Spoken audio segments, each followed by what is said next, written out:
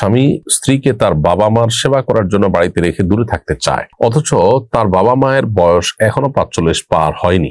স্ত্রী স্বামীর কাছে থাকতে চায়, এতে স্বামী এতে স্ত্রীকে অবাধ্য স্ত্রী বলে এবং স্বামীর কোনোদিন মন পাবে না বলে। এটা কি ঠিক? দেখুন, প্রথম কথা হলো যে স্বামী যদি একান্ত নিরুপায় হয়, কোনো প্রয়োজনের প্রেক্ষিতে স্ত্রীকে নিজের কর্মস্থল থেকে দূরে রাখেন, সেটা শরিয়াত দৃষ্টিকোণ থেকে নাজায়েজ কাজ নয়, সেটা জায়েজ আছে।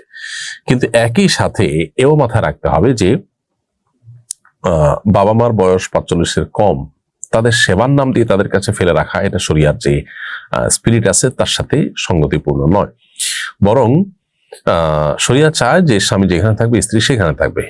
বিভিন্ন কারণে অথবা নিরুপায় হলে অবশ্যই স্বামী স্ত্রীকে দূরে রাখার অধিকার স্বামীর আছে, কিন্তু স্ত্রীর যে হক, তার যে অধিকারগুলো আছে সেগুলো যেমন আদায় করতে হবে, ঠিক একইভাবে দূরে ফেলে রাখার ক্ষেত্রে যৌক্তিক কোনো কারণ থাকা দরকার।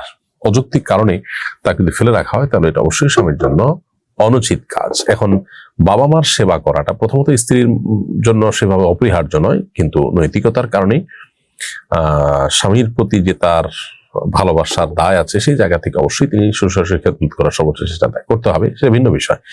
কিন্তু 45 পার হয় নাই এরকম বয়সের শ্বশুর শাশুড়িরাও আজকাল অনেক সময় দেখা যায় যে বৌমাদের কাছ থেকে খেদমতের জন্য বসে থাকেন এবং ছেলেরাও সেটা প্রত্যাশা করেন। এটা একেবারে অনুচিত কাজ। এই কালচারটা আমাদের দূর হওয়া দরকার। তারা অপারগ হয়ে গেলে, তারা বয়সে সিনিয়র, সেই জায়গা থেকে অবশ্যই তাদের খেদমত করার চেষ্টা করতে হবে, সেটা স্ত্রী করা উচিত। বাট এরকম অনেকটা জোয়ান অথবা শক্ত সবল শ্বশুর শাশুড়িকে শুধু খেদমতের জন্য স্ত্রীকে দূরে ফেলে রাখা, এটা শরিয়াতের তাকাদা বা শরিয়াতের চাহিদা নয়।